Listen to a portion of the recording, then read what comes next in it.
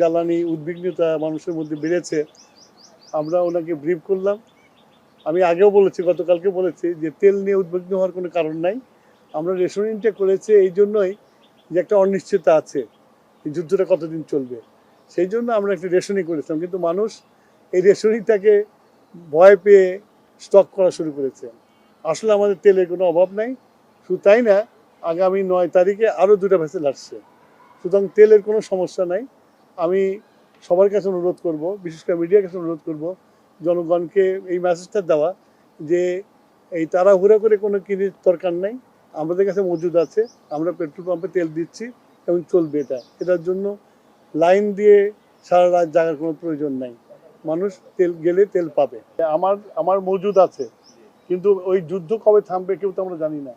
তা আগে থেকে আমার ঘর ঠিক করতে হবে না, সঞ্চয়তে রাখতে হবে না? সেই জন্য আমরা এই সঞ্চয়টা করছি।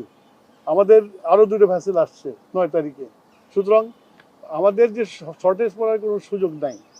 তারপরেও যেহেতু যুদ্ধ চলছে, তা আমাদেরকে খুব হিসাব করে চলতে হবে। বিকাশ পেমেন্টে 10,000 টাকার বেশি অফার, শপিং চলছে তো।